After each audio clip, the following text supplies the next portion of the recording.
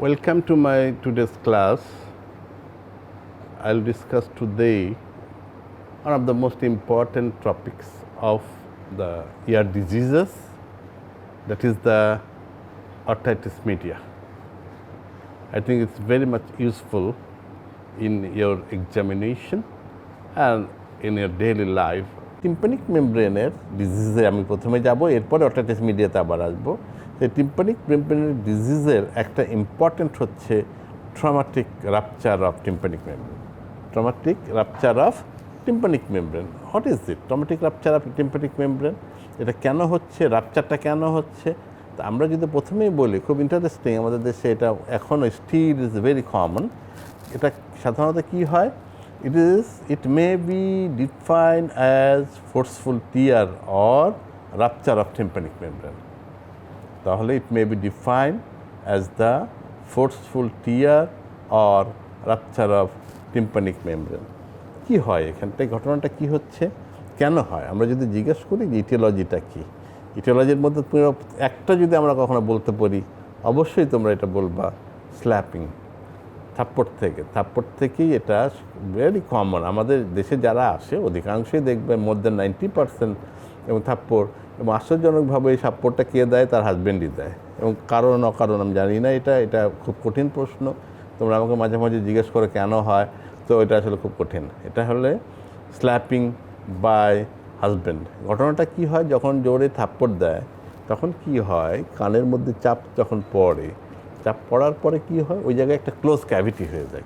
Close cavity হয়ে গেলে ওখানকার যে এয়ার প্রেশারটা আছে, এয়ার প্রেশারটার প্রেশার অনেক বেড়ে যায়। অনেক বেড়ে গেলে কি হয়, আলটিমেটলি টিম্পানিক মেমব্রেনটা রাপচার হচ্ছে।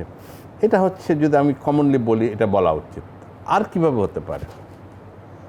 আর একটা হতে পারে ফরেন বডি থেকে হতে পারে, unskilled removal of foreign body. কতদিন আমি বলছিলাম যে ফরেন বডি রিমুভ করতে গিয়ে foreign body tympanic membrane rupture হয়ে মিডল ইয়ার ক্যাভিটিতে ফরেন বডি চলে যেতে পারে। সুতরাং আনস্কিলড ইনস্ট্রুমেন্টেশন যদি করা হয় তাহলেও কিন্তু রাপচার হতে পারে ফরেন বডির ক্ষেত্রে। আর কি কারণে হতে পারে? সিরিঞ্জিং থেকে হতে পারে। যে আমি তোমাদেরকে ওরাল টয়লেটিংয়ের কথা বলেছিলাম, ওরাল টয়লেটিংয়ের 3টা process. 1 is dry mopping, number 2 is syringing. এই সিরিঞ্জিং যদি তুমি স্কিলফুলি করতে না পারো তাহলেও কিন্তু এখান থেকে রাপচার টিম্পানিক মেমব্রেন হতে পারে। আর যেটা বললাম হ্যান্ডস্লাপের যে একটা হেডিং আমরা সাধারণত বলি, সেটা হচ্ছে sudden air compression, sudden rise of the air pressure. সেটা স্ল্যাপিং থেকে একটু বললাম। ইভেন যে বক্সাররা আছে, বক্সিং, তোমরা খেয়াল করে দেখবা, যারা যে বক্সিং করে, প্রফেশনাল বক্সিং না, আমি সাধারণত যেটা অ্যামেচার বক্সিং, তারা কিন্তু ইয়ার গার্ড নিয়ে নেয় যাতে করে বক্সিং লেগেই পর্দাটা না ফেটে যায়। আর একটা কী হতে পারে, ব্লাস্ট থেকে হতে পারে। এটা খুব ইম্পর্ট্যান্ট। ব্লাস্ট থেকে কি করে হবে? আমার কানের কাছে যদি কখনো বোমা বিস্ফোরিত হয়, সেক্ষেত্রে কিন্তু আমার টিম্পানিক মেমব্রেন রাপচার হতে পারে due to sudden rise of air pressure. এই এয়ার প্রেশার গিয়ে টিম্পানিক মেমব্রেনকে রাপচার করতে পারে। এরপরে আরেকটা আমরা সাধারণত বলি, যদি এটা খুব কম হয়, পার্টিকুলারলি যেমন সাডেন ফ্লুইড কম্প্রেশন। কোথায় হবে সাডেন ফ্লুইড কম্প্রেশন? এখন মুশকিল হয়ে গেছে তোমাদের যে বলবো যে পুকুরে নামতে, পুকুরের কিন্তু অনেক অভাব। একটা সময় এই যশোরে অনেক পুকুর ছিল, এখন ধীরে ধীরে বন্ধ হতে হতে মানুষ একসময় ভুলেই যাবে পুকুর কী জিনিস। তো যাই হোক, এই পুকুরে যদি যাদের অভ্যাস, যারা নেমেছে কখনো, খেয়াল করে দেখবা পানির নিচে যদি আমরা যত নিচে যাব তখন কানের একটা চাপ একটা আসতো। তো যারা সুইমার, ডাইভিং করে, এদের কিন্তু ওই যে পানির নিচে যখন যায় তখন কিন্তু ওই চাপে তাদের টিম্পানিক মেমব্রেন রাপচার হতে পারে। আর কি হতে পারে? আর একটা হচ্ছে fracture base of the skull. Fracture base of the skull আর একটা ইন্টারেস্টিং আমরা পয়েন্ট সাধারণত বলি, কিন্তু এটা সাধারণত এখন করা হয় না দেখে এটা হয়ও না। একটা হচ্ছে inflation of station tube. Inflation of station tube, এটার মানেটা কি? ইনফ্লেশন অফ স্টেশন টিউব, একসময় যখন ওই যে আমি একটু আগে বলছিলাম ডিসফাংশন স্টেশন টিউব, মানে স্টেশন টিউব যেটা আছে সেই স্টেশন টিউবটা ফাংশনিং নয়, ঠিকমতো কাজ করছে না। ঠিকমতো না কাজ করলে কি হবে? আমরা বহু চেষ্টা করে অ্যান্টিহিস্টামিন দিয়ে, নাকের ড্রপ দিয়ে এটা খোলার চেষ্টা করি। তারপরে যদি না পারা যায় তাহলে কি হয়, কিছু প্রসিডিওরে যেতে হয়। তার একটা প্রসিডিওর হচ্ছে যে ইনফ্লেশন অফ স্টেশন টিউব। কীভাবে ওই ইনস্ট্রুমেন্টটা এখন আমরা ব্যবহার করি না দেখে এটা পাওয়া যায় না খুব একটা, এটাকে বলা হয় স্টেশন টিউব ক্যাথেটার।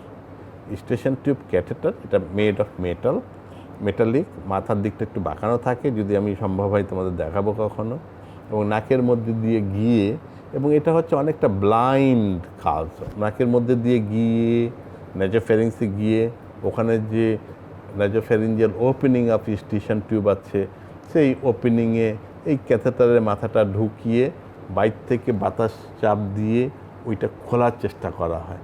তো এই খোলার চেষ্টাতে কি হলো, বাতাস যদি খুব বেশি চলে যায় তাহলে কিন্তু ওই টিম্পানিক মেমব্রেন রাপচার হতে পারে। তাহলে inflation of the station tube, আমার মনে হয় ব্যাপারটা বুঝতে পারছো।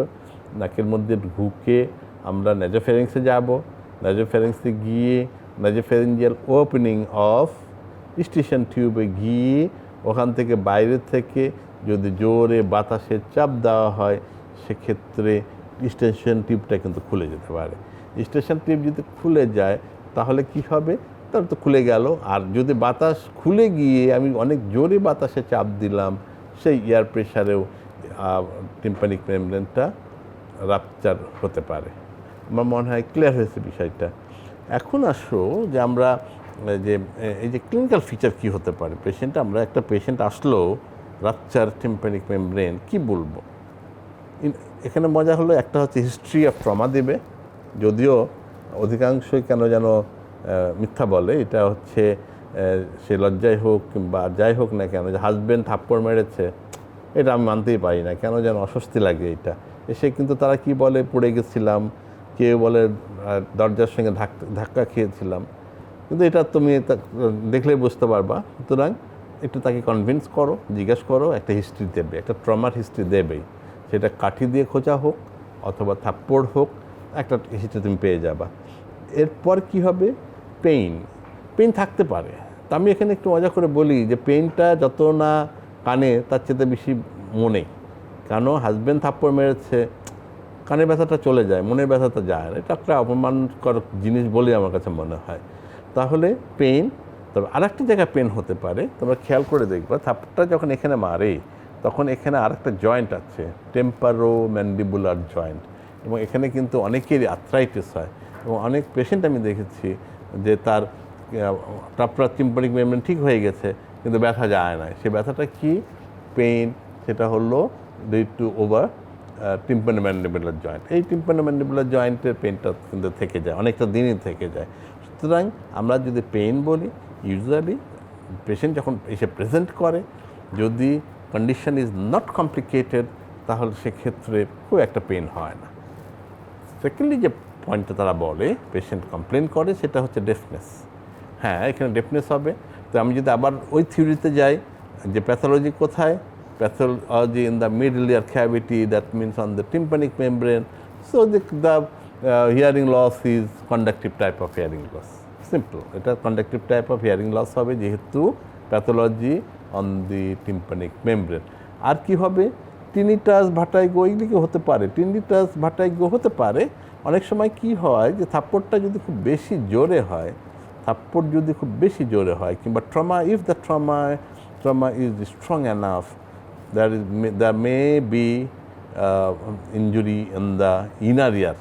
এখন ইনার ইয়ার ইঞ্জুরি কিন্তু হতে পারে। যে আমাদের মাননীয় প্রধানমন্ত্রী, ওনার 21শে আগস্টের ঘটনা তোমরা জানো, যে ওনারকে ওখানে যে বোমা বাস্ট হয়েছিল, আমি একটু আগে বললাম যে বোমা বাস্ট কানের কাছে, ওনার কিন্তু ইনার ইয়ারের অনেক ক্ষতি হয়েছিল, ইনার ইয়ারটা প্রায় নষ্টই হয়ে গেছিল। তো সুতরাং ওটা কেন হয়েছে, ওটাও কিন্তু ট্রমা, ওটা একটা ট্রমা থেকেই হয়েছে। আমি স্ল্যাপিংয়ের কথা বলছিলাম, সঙ্গে এটাও বলেছি যে বোম ব্লাস্ট, তো ওনার কানের কাছে এতগুলি বোম ব্লাস্ট হয়েছে, ওনার একটা কান অলমোস্ট নষ্ট হয়ে গেছিল, এবং উনি একটা হিয়ারিং এইডস এখন ব্যবহার করেন ওই ঘটনার পর থেকেই। তো সুতরাং ইনার ইয়ারে যদি ইনভলভমেন্ট হয়, সেক্ষেত্রে ইনার ইয়ার ইনভলভমেন্ট হলে সেক্ষেত্রে কিন্তু আমাদের একটু সেন্সরি নিউরাল হিয়ারিং লস হতে পারে। আর একটা কী হতে পারে, টিনিটাস হতে পারে, আর একটা হতে পারে ভার্টিগো হতে পারে, পেশেন্ট মাথা ঘুরতেই পারে।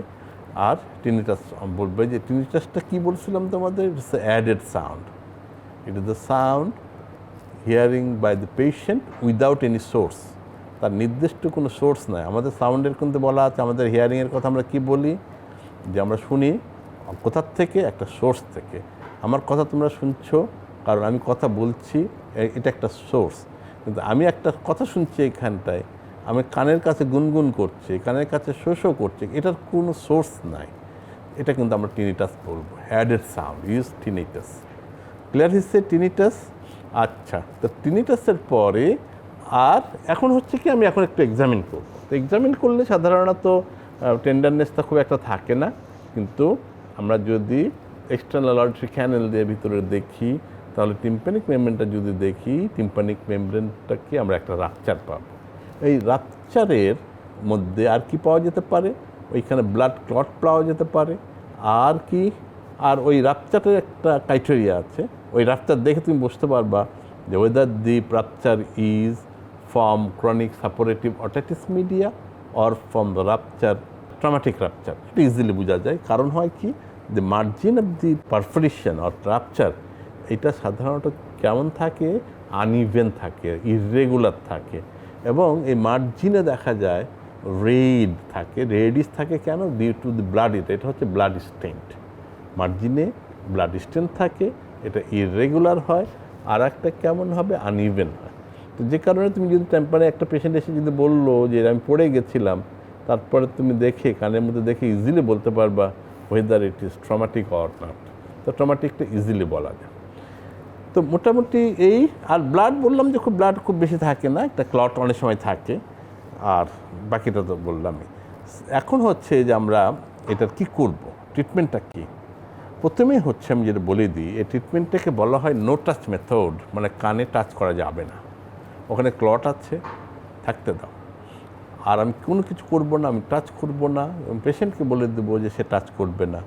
কোনো মেডিকেশন নয়, কানে কোনো মেডিকেশন নয়, আর কানে কোনো কিছুই নয়। আর কি করব, কোনো ইনভেস্টিগেশন এখানে করার দরকার, ইনভেস্টিগেশন খুব একটা দরকার হয় না। তবে তুমি যদি মনে করো, অনেক সময় মেডিকোলিক্যাল পারপাস, আমি বারবার বলেছি যে এটা অ্যাসল্ট থেকে হয়। এখন অ্যাসল্টে এখন পেশেন্ট অনেক সময় বলে যে হ্যাঁ আমি আইনি সহায়তা নেব, তখন তুমি কী করবা? তখন তোমাকে একটা হিয়ারিং টেস্ট করতে হবে। হিয়ারিং টেস্ট করলে আমরা তার হিয়ারিং লস দেখতে পাবো, অথবা দেখা যাবে যে টিম্প্যানোমেট্রি করতে গেলে ফ্ল্যাট ক্র্যাপ পাওয়া যেতে পারে। আর হিয়ারিং টেস্টে আমরা কন্ডাক্টিভ টাইপ অফ ডেফনেস পাবো।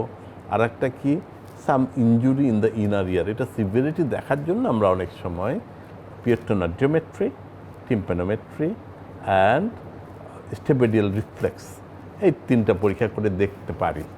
ইনভেস্টিগেশন, আর কোনো ইনভেস্টিগেশনের খুব একটা দরকার নাই, আমাদের প্রয়োজনও নেই। তাহলে শুধু হিয়ারিং অ্যাসেসমেন্ট আমরা করা যেতে পারে এখানটায় ইনভেস্টিগেশনের মধ্যে। ট্রিটমেন্টের মধ্যে তো আমি বলেই দিলাম যে এটা নো টাচ মেথডে আমরা ট্রিটমেন্ট করব। আর কি করব, এখন যেটা হবে কনজারভেটিভ ট্রিটমেন্ট দেব, কারণ তার কানে এখন কোনো ইনফেকশন নাই। তাহলে কী করব, আমরা একটা অ্যান্টিবায়োটিক দিব। কোন অ্যান্টিবায়োটিক দিব? যে অ্যান্টিবায়োটিকের, তিনটা অ্যান্টিবায়োটিকের কথা আমি বলছিলাম, সে তিনটা অ্যান্টিবায়োটিকের যে কোনো একটা, সেফট্রাডিন, অ্যামক্সিসিলিন অর সেফিক্সিম, যে কোনো একটা দিব। ডোজটা তোমাদের মনে আছে, এবং সবসময় ক্লিনলি বলবা amoxicillin 500 milligram 8 hourly for 7 to 10 days, সেফট্রাডিন 500 milligram 6 hourly for 7 to 10 days, cefixime 200 milligram 12 hourly for 7 to 10 days। এটা এই ডোজে আমরা দিব। আর এটা কী দেবো, অ্যানালজেসিক্স। এটা আমার মনে হয় যে এটা better, analgesics is paracetamol is enough. এখন কাউরি যদি টিএম জয়েন্টে বেশি ব্যথা থাকে, সেখানটায় কিন্তু ডাইক্লোফেনাক সোডিয়ামও আমরা ব্যবহার করতে পারি। ডাইক্লোফেনাক সোডিয়াম ব্যবহার করা যেতে পারে। আরেকটা জিনিস আমি সাধারণত বলি যে এক্ষেত্রে একটু অ্যাঞ্জিওলাইটিক দেওয়া উচিত, দেওয়া যেতে পারে। কারণ সে একটা মহিলা, এখানে আমি মহিলার কথা এই জন্যই বলছি যে তুমি দেখবে যে 90%ই মহিলাই আসে এই রাপচার টিম্প্যানিক মেমব্রেন নিয়ে, এবং তারা মানসিকভাবে খুব ডিপ্রেস থাকে। সেখানে ইচ্ছা করলে আমরা একটা অ্যাঞ্জিওলাইটিক দিয়ে দিতে পারি। আর কি করব, নো টাচ মেথড। আর পেশেন্টকে কি করতে হবে, পেশেন্টকে বুঝাই দিতে হবে যে কন্ডিশনটা, সিচুয়েশনটা কী হয়। এখানে দেখা গেছে 70 to 80%-এ আমি যে ট্রিটমেন্টটা দিলাম, 70 to 80% কী হয়, স্পন্টেনিয়াসলি হিলিং হয়ে যায়। এটা খুব আল্লাহর রহমত যে দেখা যাচ্ছে যে 70 to 80% spontaneously healing with this conservative treatment. 20%-এ এটা হিলিং হয় না। তো 20%-এ যদি হিলিং না হয়, টিম্প্যানিক মেমব্রেনে একটা পারসিস্টেন্ট একটা পারফোরেশন থেকে যায়, সেই পারফোরেশনটাকে আমরা রিপেয়ার করে দিব, সেটা হলো মাইরিঙ্গোপ্লাস্টি।